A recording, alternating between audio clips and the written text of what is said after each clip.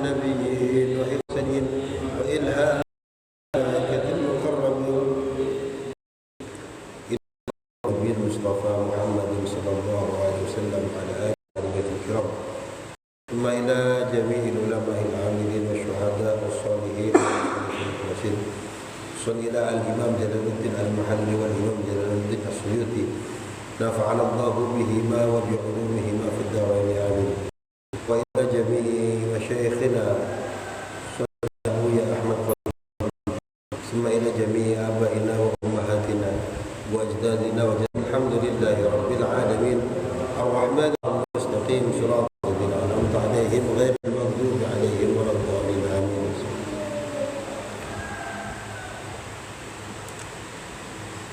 السلام عليكم العالمين وبه نستعين على أمور الدنيا والدين والصلاة والسلام على أشرف الأنبياء والمرسلين أما بعد. Alhamdulillah kita dipertemukan kembali oleh Allah Ta'ala, kembali mengkaji firman-firman Allah Subhanahu Wa Ta'ala, yang mana Al-Quran ini adalah kalamullah,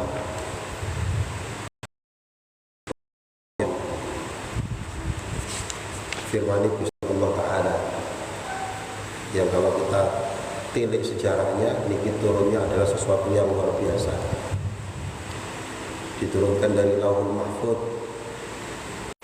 yang ada di Bait langit ketujuh, kemudian diturunkan oleh Nabi melalui malaikat Jibril ke Baitul Izzah, langsung dari Fatihah sampai An-Nas. Ini terjadi pada malam Lailatul Qadar. Kemudian dari Baitul Izzah yang ada di langit pertama ke Rasulullah, yang waktu itu beliau ada di gua Hira di Jabal Nur.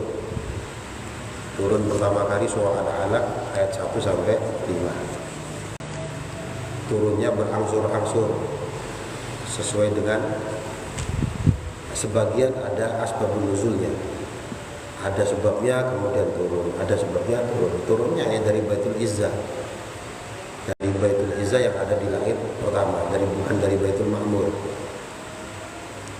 Kemudian Rasulullah mengajarkan kepada para sahabat, sahabat mengajarkan ke muridnya, muridnya ke muridnya, sampai ke Imam Jalaluddin Al-Mahalli dan Imam Jalaluddin As-Suyuti, sampai kemudian sekarang kita kaji. Artinya yang akan kita baca ini adalah sesuatu yang luar biasa, saking langit. Kita sudah sampai surah Ali Imran juz 4 ayat 119. Qala Allah Ta'ala fi kitabihil karim, a'udzu billahi minasyaitonir rajim. Ha antum ulai tuhibbunahum wa la yuhibbunakum wa tu'minuna bil kitabi kullihi wa idza laqukum qalu amanna wa idza khalau 'addu 'alaykumul anamila minal ghaib Qul mutu bi ghaibikum innallaha 'alimun bidzatis sudur. Bismillahirrahmanirrahim. Ha eling-eling sira kabeh. Iki lho, ha litanbih, ucapan ha ini untuk peringatan. Antum utawi sira kabeh, ya ulail mukminin, he kumpulane wong kang mukmin, tuhibbunahum iku padha demen sira kabeh hum ing wong iku mau kabeh. Ya, konteksnya orang Yahudi, Nasrani dan orang-orang munafik ayat sebelumnya. Eling-eling awakmu iku seneng karo wong-wong kae. Seneng kenapa? Li qarabatihi minkum, karena kedekatan mereka dengan kalian. Ya, karena merasa dekat. Wa sadaqatihim, dan sedekahnya mereka karena bantuan mereka, bantuan material. Wa la yuhibbunakum, padahal mereka tidak senang sama kalian. Kenapa tidak senang? Li mukhalafatihim lakum fid din, karena perbedaan agama kalian. Jadi kula eling-eling konteks kemarin, Ya, konteks sekarang yo negara-negara Arab nih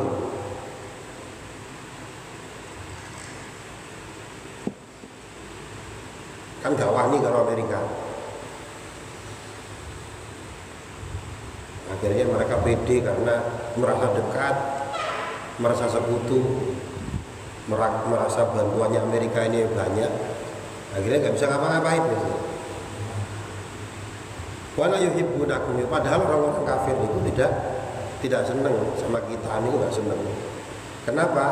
Bimukhalafatihim lakum fiddin, karena perbedaan agama. Agama ini beda. Ini poin pertama. Hati-hati, awakmu seneng, mereka nggak seneng. Yang kedua, wa tu'minuna bil kitabi kulli, dan kalian ini beriman kepada kitab semuanya. Kita sama kitabnya Zabur, kitab Taurat, kitab Injil, percaya kita. Ai bil kutubi kulliha, ya, atau tegese seluruh kitab. Wala yu'minuna bi kitabikum, tetapi mereka tidak beriman terhadap kitab kalian. Itu poin yang kedua. Kita ini orang Islam, iman terhadap kitab-kitab mereka, tapi mereka ini tidak beriman dengan kitab kita, kitab Al-Quran. Gak percaya.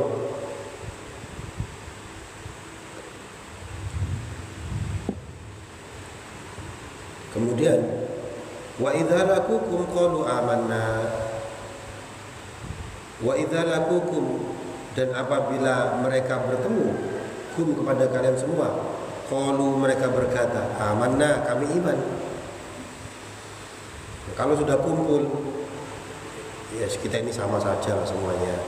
Kita ini orang-orang yang beriman. We are believers. Kita adalah orang-orang yang beriman. Baik ketemu ngomong. Wa idza khalau, tapi apabila terpisah, addu alaikum al-anamila. Addu padha nyakot sapa kabeh mae. Alaikum ya kasih sira kabeh al-anamila, jari-jari kalian, jari-jari, bukan kalian, jari-jari. Apa al-anamil itu? Atraful asabi, pucukane jari, kuku ya, dicapoti. Kenapa kok mereka menggigit itu ketika misal? Minal ghaid, saking benci. Jadi gestur ini Pak, diajarkan juga dalam Al-Quran.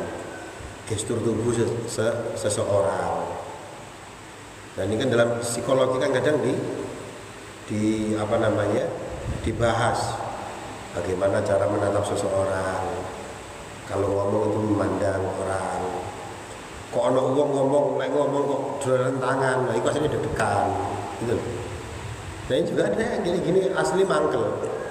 Ya kan nyokoti gini itu karena mangkel. Syiddatil ghadab, ya banget marah. Lima krono barang yarawna kang padha ningali sapa wong Yahudi, Nasrani dan munafik tadi itu, min iktilafikum, saking perbuatan ramahnya kalian. Nah, kita ramah nih loh, mereka gak senang. Kita ramah, mereka tidak senang. Wa yu'abbaru an syiddatil ghadab bi'addil anamil majazan. Adapun diibaratkan marah yang sangat itu diibaratkan dengan menggigit ujung-ujung jari, itu majazan, sebagai majaz saja. Bukan kenyataannya, mereka enggak ingin tenanan. Ini cuma majaz, perumpamaan. Ya. Wa in lam yakun thamma adun,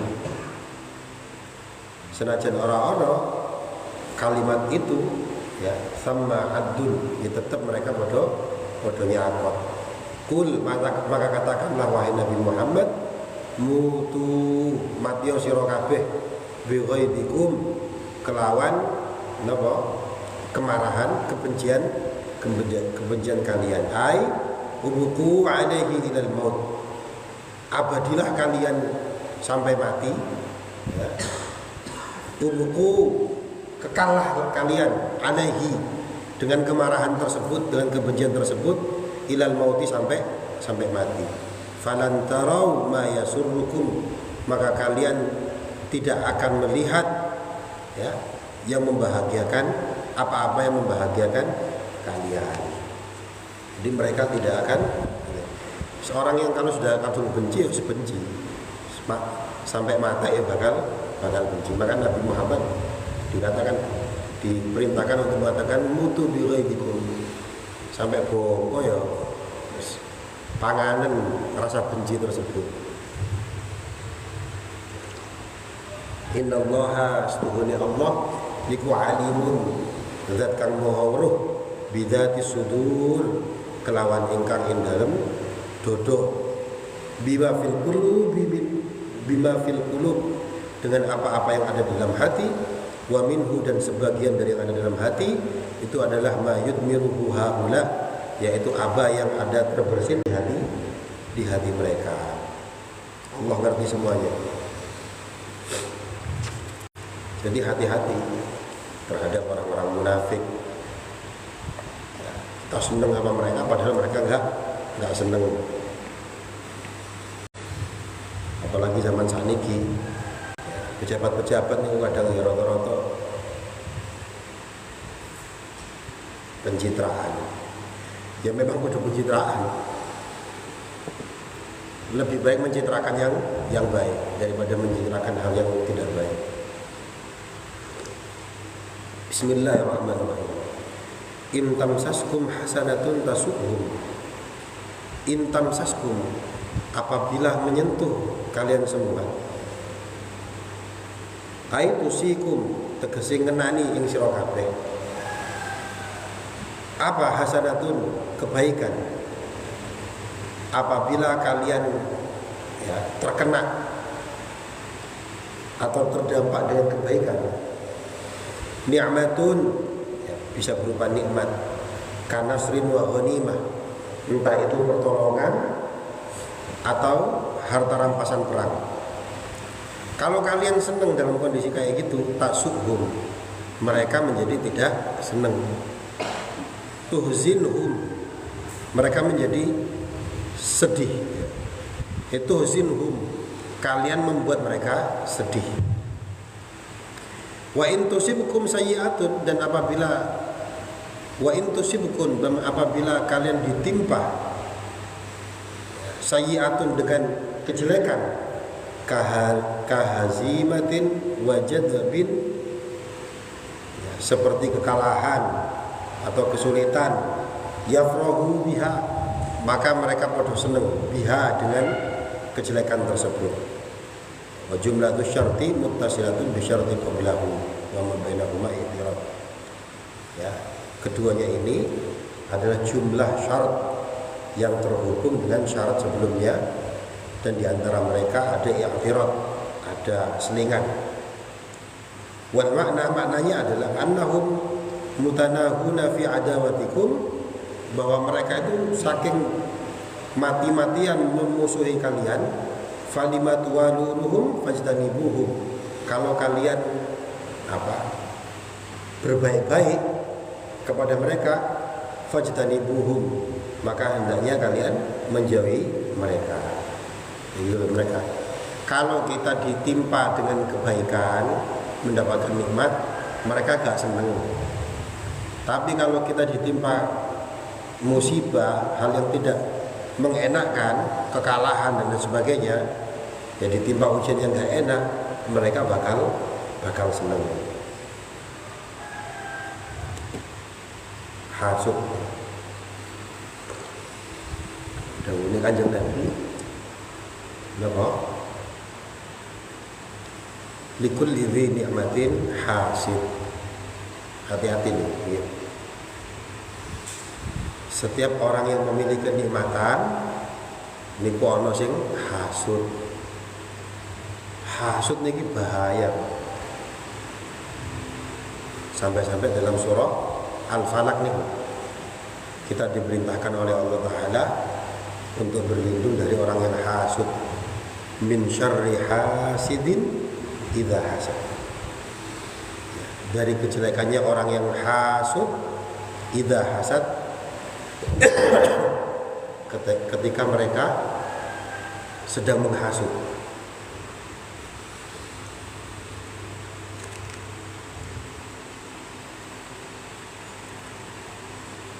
Bahaya. Bahkan dalam hadis ya, banyak nih. Likulli hasid,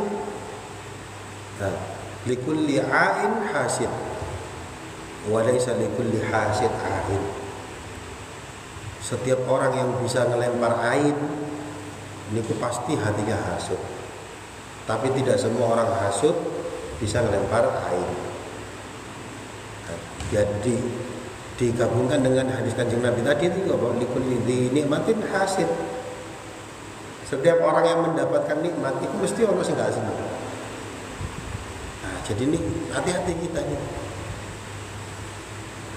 Ya, ketika kita mendapatkan kenikmatan, hati-hati karena di situ rawan ada orang yang hasud.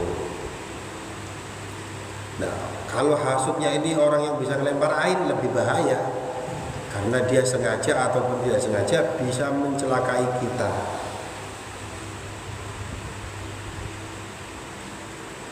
Saya punya teman orang India, Kebumen. Nah, ilmunya ini ilmu Jawa. Dia sudah ke 30 negara lebih. Untuk mengajarkan apa? Mengajarkan yang seperti ain ini, Pak, tapi dalam hal positif untuk pengobatan. Tapi kalau diajari ke orang, tapi orangnya untuk kejelekan ya iso. Nah itu orangnya hanya melihat gini geblak. Enten nih. Disentuh ini saja salaman. Salaman gini tuh geblak. Bukan hipnotis, anjana energi ini. Mau jauh ini. Sama seperti ilmu gendam. Ya tidak semua orang nih. Saya juga punya teman kayak gini. Geblak gini tuh ya geblak. Bukan hipnotis. Kalau sampai tanya orang-orang hipnoterapi, wah itu hipnotis sebagainya. Iya karena mereka belajarnya hipnoterapi. Tapi boten. Itu apa? Memadatkan energi. Nah kebetulan yang dipadatkan ini energi hasud. Hasud ini kalau negatif sih. Marah, benci, hasud, gak seneng. Nah itu dipadatkan ono cara-caranya. Dikeluarkan. Kok bisa transfer kejelekannya? Bisa, memang ono sistemnya. Mungkin sampai pernah suatu saat dulu-dulu gitu, lagi kumpul atau jalan-jalan, kok sampai merasa kok ono sing nonton ya aku tuh gurih gitu. Begitu sampai lihat beneran memang ada yang memperhatikan. Nah itu kenapa? Karena dia mentransfer energi secara nggak langsung dilihatin terus fokus. Nah ini kan energi nih. Ya kalau netral buat nopo-nopo, lek hasud nih. Nah ini ada orang punya kenikmatan, orang dia punya wajah yang ganteng atau cantik, dilihat sama orang hasud, dilihatin terus fokus. Nah, hati ini hasud iri, seandainya kayak gini wis wis mati bang. Nah itu akhirnya metu elek ngono. Cara kerjanya kayak ngono itu. Ya, saya juga punya temen sing jago untuk gendam itu ya.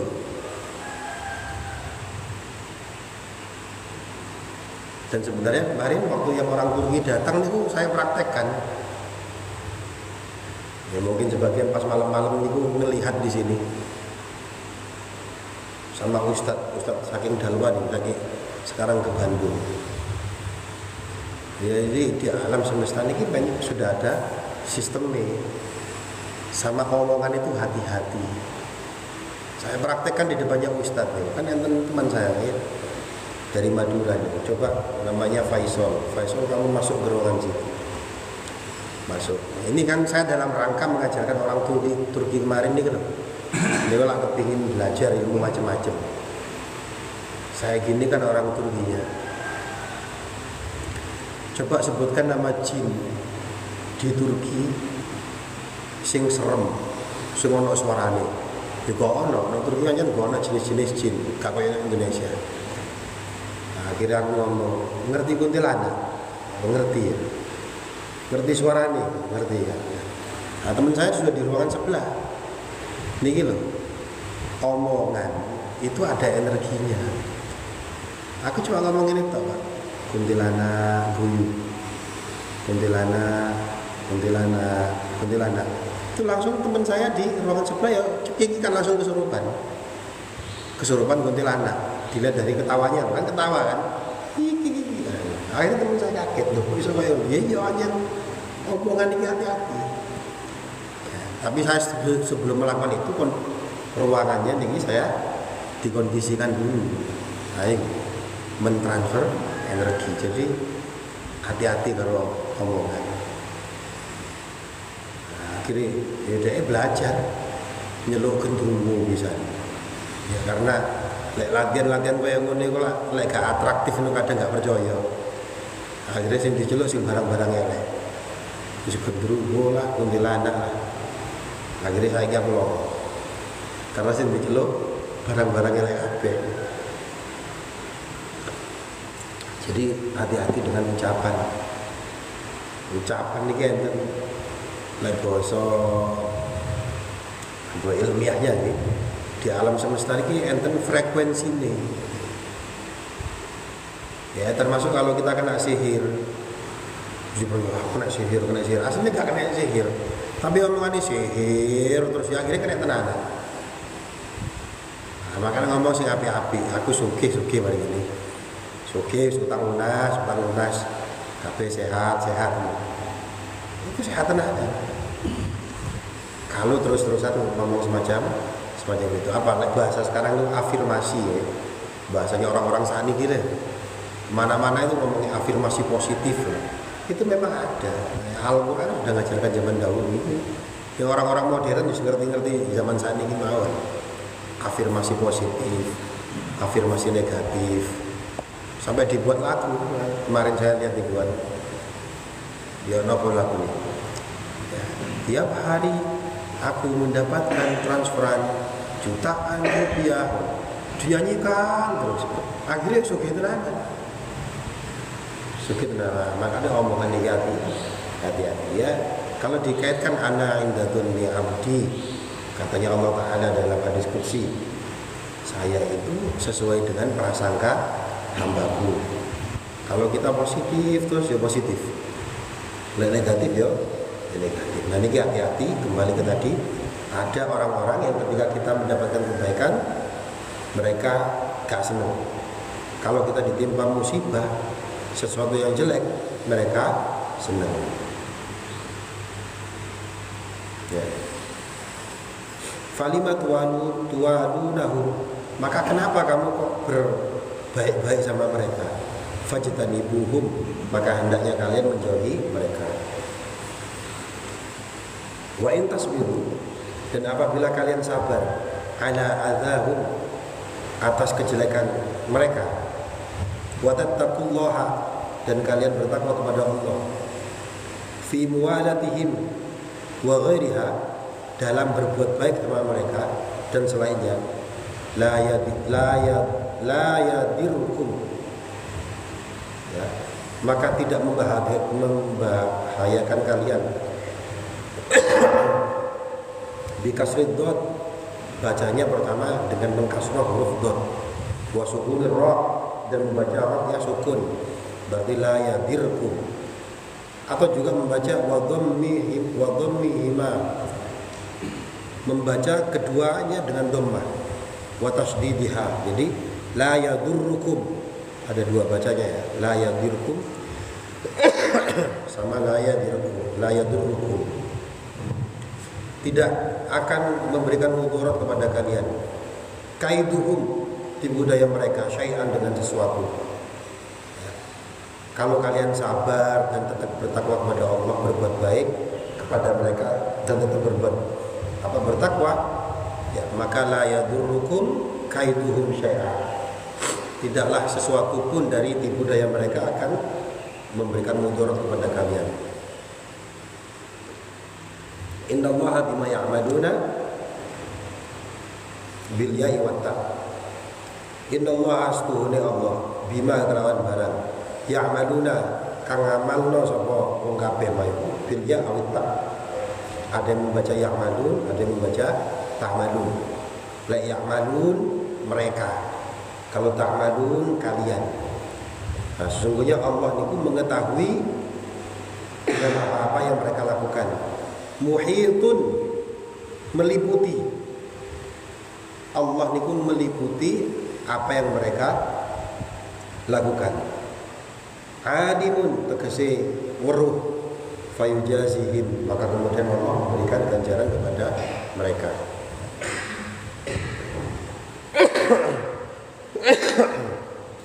Bismillahirrahmanirrahim.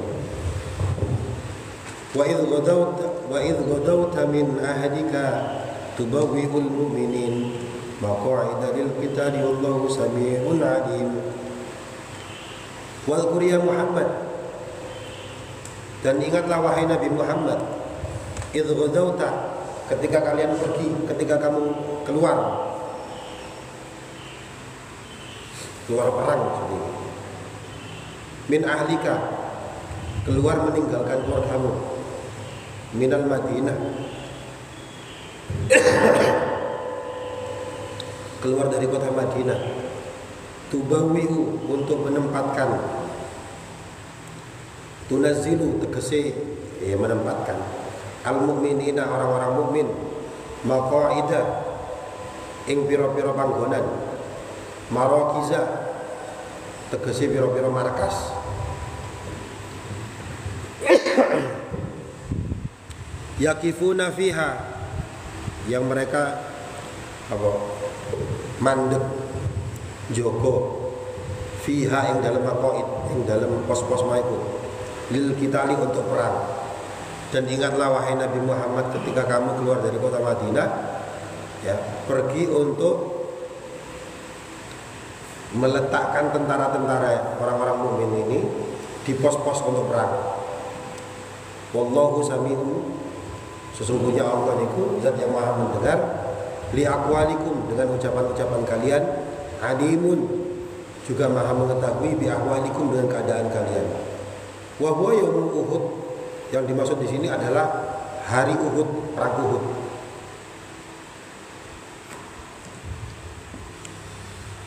Uhud niku nama gunung. Jadi di sekitar Madinah itu ada beberapa gunung menyatu, tapi ada satu gunung yang memisah sendirian, namanya Uhud. Uhud itu ya Uhud apa dewean, disebut dengan Jabal Uhud. Nah, dulu di situ terjadi perang, maka dinamakan perang Uhud. Nah, konteks ayat ini diceritakan konteksnya adalah perang Uhud. Kharajan Nabi sallallahu alaihi wasallam bi alfin. Kanjeng Nabi keluar dengan bi alfin aw illa khamsina rajulan, dengan 1000 tentara, 1000 orang. Illa khamsin, atau kurang 50. Jadi ada riwayat mengatakan tentara orang Islam itu 1000 orang, ada yang mengatakan 950 orang laki-laki. Wal musyrikuna 3,000, sedangkan orang-orang musyrik itu ada 3000 orang. Orang Islam 1000, orang kafir 3000. Wa nazala bisya'bi, Kanjeng Nabi tiba di Syam, pucuk gunung, di gunung Uhud itu yaum sabti, pada hari Sabtu, Sabi'a Syawal sanatalatin minal hijrah, pada tanggal 7 Syawal tahun 3 Hijrah. Jadi setelah 3 tahun setelah Rasulullah hijrah dari Mekah ke Madinah, perang. Wa ja'ala dhuhrahu wa askarahu ila Uhud, dan Kanjeng Nabi menjadikan punggung beliau dan tentara-tentara beliau ila Uhud, ada di belakang gunung Uhud. Jadi enten gunung Uhud, Kanjeng Nabi memposisikan mereka niki di pos-pos tertentu sehingga membelakangi gunung Uhud. Ya. Jadi posisi orang Islam di atas gunung, di atas bukit. Wasawwa sufufahum. Kanjeng Nabi meluruskan atau merapikan saf-safnya mereka, barisan mereka. Wa ajlasa jaisan minar rumah, dan mendudukkan tentara panah.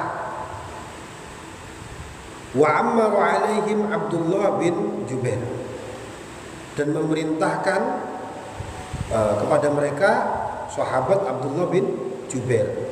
Jadi ada bagian tentara pemanah dipasrahkan kepada Abdullah bin Jubair. Bisa behil jaban, di atasnya gunung paling tinggi. Waqala, dan beliau berpesan, indahu anna bin nabli, lemparlah, ya panahlah mereka semua. Anna bin nabli, dengan panahan, lemparlah untuk orang-orang kafir itu dari kami dengan panahan-panahan. La ya'tuna min waraina, mereka tidak akan nyampe ke belakang kita. Wala tabrahu, dan kalian jangan meninggalkan.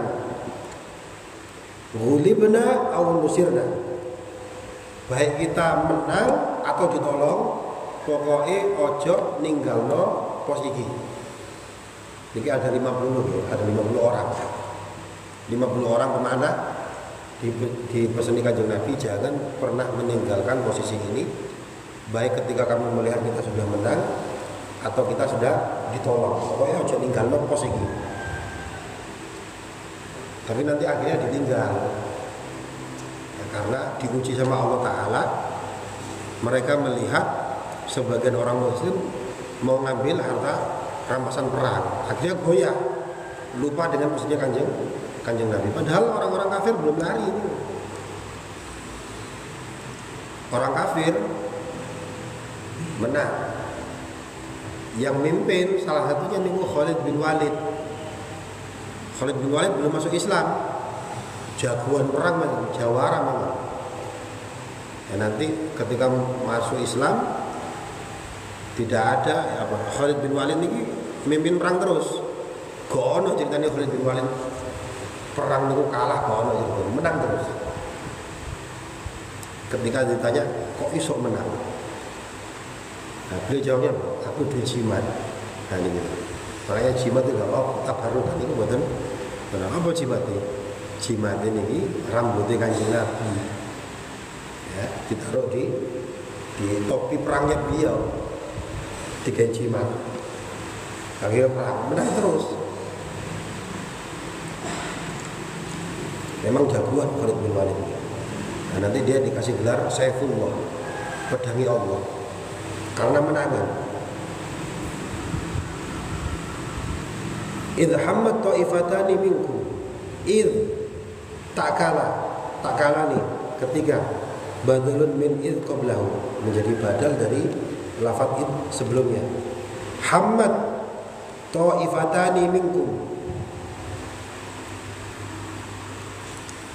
menyengaja dua pasukan, dua kelompok, minkum dari kalian semua, yaitu Banu Salamah wa Banu Harisah, Janah al-Askar.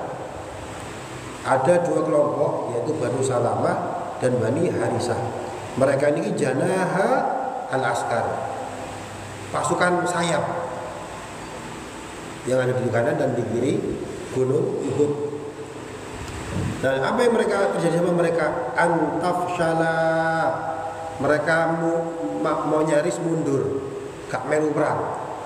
Terus Arab perang, moro-moro Arab mundur. Ini lah memprovokasi atau bikin orang down. Ya.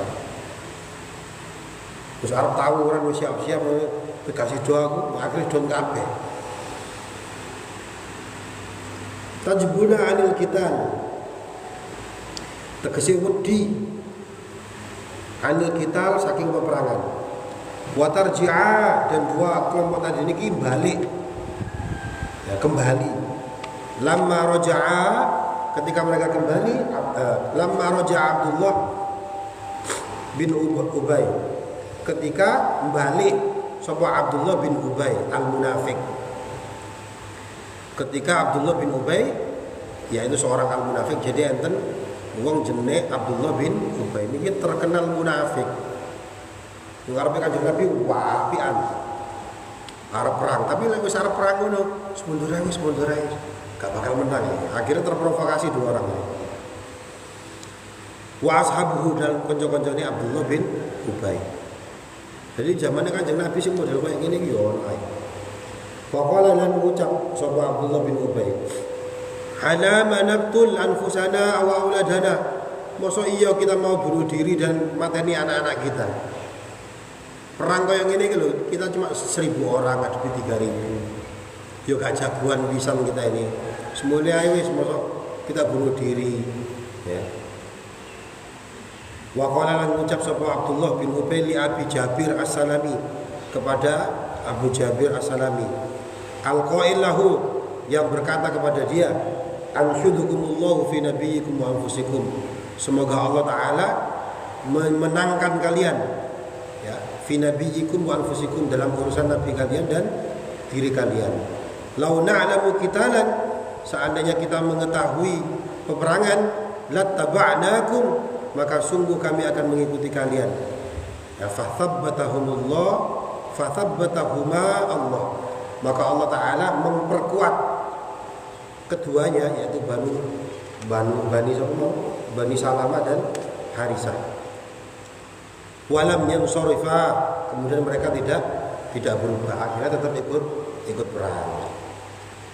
Wallahu waliyuhuma, dan Allah adalah pelindung mereka berdua, dua kelompok tersebut. Nasiruhuma, yaitu penolong mereka berdua. Wa 'alallahi falyatawakkalul mu'minin. Wa 'alallah, dan kepada Allah falyatawakkal, padha tawakal sapa al-mu'minun, orang-orang yang mukmin. Liyathiku bihi duna ghairi, yaitu untuk memperkuat kedudukan mereka, bukan untuk selain Allah. Gitu.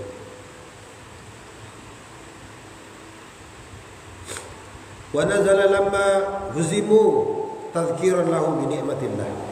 Dan ayat berikut ini turun ketika mereka kalah. Tadhkiran sebagai peringatan, lahum kepada mereka, bi ni'matillah, dengan nikmatnya Allah. Ayat berikut ini turun untuk mengingatkan mereka. Kan perang Uhud kalah. Sebelumnya ada perang yang lebih besar, yaitu perang Badar. Perang Badar orang Islam menang. Perang Uhud orang Islam kalah. Kalahnya ya karena tadi itu bukan menurut Kanjeng Nabi. Nah, ketika kalah diingatkan sama Allah Ta'ala. Walaqad nasarakumullahu bi Badrin, dan sungguh Allah telah menolong kalian bi Badrin, pada perang Badar. Maudi'in baina Makkah wal Madinah. Badar itu posisinya ada di kota Makkah dan antara kota Makkah dan Madinah. Lebih jauh. Kalau Uhud ini kan masih kawasan Madinah. Wa antum adillah, dan kalian posisinya sedikit. Biqillatil adad was salah. Kalian posisinya apa? Jumlahnya sedikit, senjatanya juga sedikit. Orang kafir jumlahnya banyak, senjatanya banyak, tapi kalian menang. Nah, maka diingatkan dengan nikmat tersebut. Saiki kalian kalah, diingat Allah pernah nolong kamu dalam perang Badar yang lebih besar daripada ini semua. Fattaqullaha la'allakum tashkurun. Maka hendaknya kalian bertakwa kepada Allah, la'allakum tashkurun, agar kalian termasuk orang-orang yang bersyukur ni'amahu, kepada nikmat-nikmatnya Allah Ta'ala. Ya. Jadi perang Uhud ini kalah. Saking kalahnya dan ngeri, saking ngerinya sampai sahabat pamannya Kanjeng Nabi, yaitu sahabat Hamzah niki nggih jawara niku mati, dibunuh sama Wahsy. perang ini sangat memilukan, Pak. Saking memilukannya, sampai setelah itu terjadi, Rasulullah niku setiap tahun niku enten semacam kebiasaan apa? Ziarah ke makam Uhud. Akhirnya setelah Rasulullah meninggal, ini diteruskan oleh para sahabat. Para sahabat sering ziarah ke makam Uhud sampai sekarang. Ya, jadi kalau orang umroh, orang haji ini pasti mengunjungi para syuhada Uhud untuk mengenang, karena terjadinya memang luar biasa nih Uhud dan kejam. Waktu perang Badar ada namanya Hindun bin Utbah. Ini benci sama Kanjeng Nabi. Bapaknya atau suaminya ini terbunuh. Maka dia dendam banget sama yang membunuh. Si membunuh pamannya Kanjeng Nabi, Hamzah. Nah, akhirnya ketika mau perang Uhud terjadi dia bikin woro-woro Hindunnya. Dilihat sopo yang paling jago melempar tombak. Nah, ada seorang budak Afrika hitam namanya Wahsy. Dia jago melempar. Bahkan sering kasih ilustrasi. Kalau ada penari, niku di atasnya ada bolongan kecil gini, Pak. Dan dia menari sambil berputar. Wahsy itu ngelempar itu masuk, bisa melewati saking titisnya. Wahsy dipanggil sama Hindun. Awakmu kepingin bebas, tak kayak tugas satu wae. Tugasmu mateni Hamzah, jantungnya gawe aku. Hindun ngomong kayak ngono saking apa?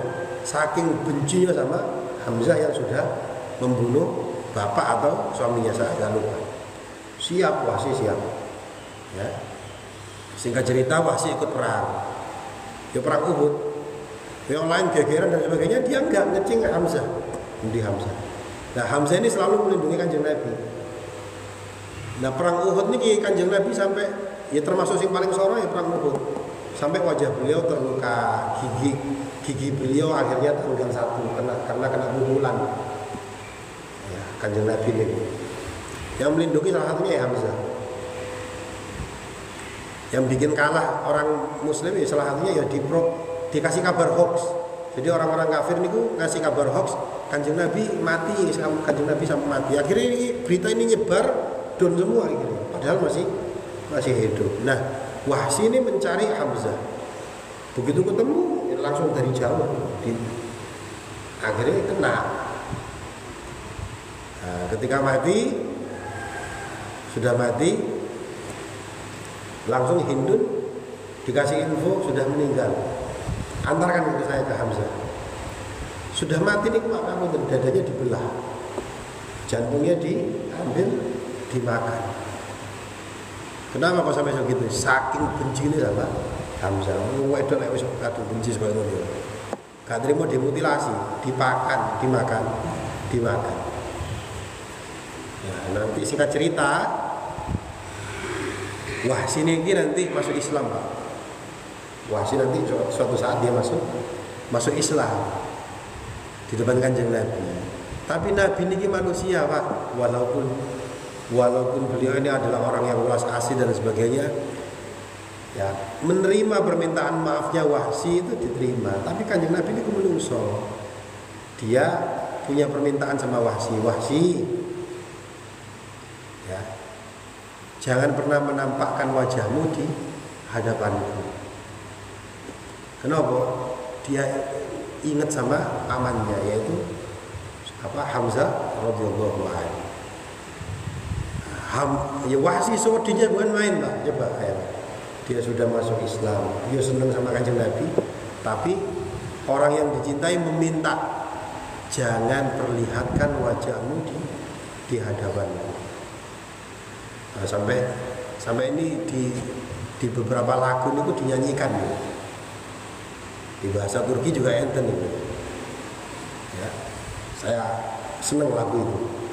Jadi ketika seorang kekasih meminta jangan tampakkan wajahmu ke hadapanku. Oh, ini yo sedih Wahsy, tapi mau gimana? Kanjeng Nabi juga manusia. Ya, Kanjeng Nabi kalau melihat Wahsy itu dia sedih, langsung teringat sama pamannya. Nah, nanti Wahsy inilah Pak, kan akhirnya Wahsy kan begitu masuk Islam untuk membalas kejelekan-kejelekannya di masa lalu, dia selalu ikut perang. Dan nanti Wahsy inilah yang membunuh Musailamah Al-Kadzdzab. Musailamah Al-Kadzdzab niku gua misalnya ngaku menjadi nabi. Jadi ketika Nabi Muhammad meninggal, niki enten wong jenenge Musailamah. Dia ngaku sebagai nabi, gak perlu sholat, gak perlu zakat. Nabi ini saiki aku kok.